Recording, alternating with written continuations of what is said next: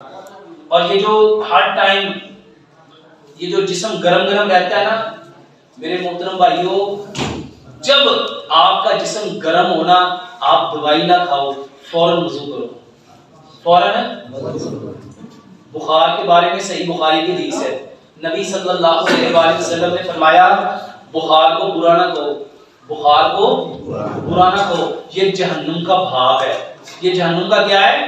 भाप। ये जब आता है तो मेरे मोहतरम भाइयों, जब तक ये बंदे के ऊपर रहता है उसके गुनाहों को ऐसे झाड़ता है जैसे खिज़ां में दरख्त के पत्ते। और बुखार को रात के बासी पानी से ठंडा करो। बुखार को किससे ठंडा करना चाहिए?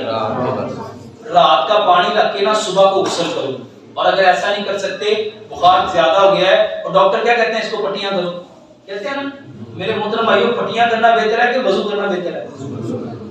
गुस्ल नहीं करना, बात तो कहते हैं गुस्ल करा दो।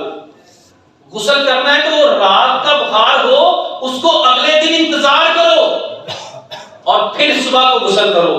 लेकिन मेरे मोहतरम भाइयों, वजू लाजमी करो, ये बेहतरीन इलाज है। और एक दवाई मैं अक्सर बताता हूँ बुखार के लिए, जिसका बुखार 2 महीने 3 महीने 4 महीने हो गया ना, उतर नहीं रहा, 1 गिलास दूध लो, 1 गिलास। और इस नीयत से लेना है कि प्यारे पैगंबर जनाब मोहम्मद सल्लल्लाहु अलैहि वसल्लम को दूध पसंद था।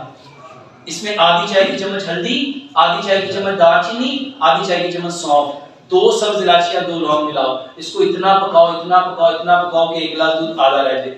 मेरे मोहतरम भाई, इसको 2 टाइम, रात को सोने से पहले और सुबह नाश्ते के बाद, ये इसको दो, ये बेहतरीन इलाज है।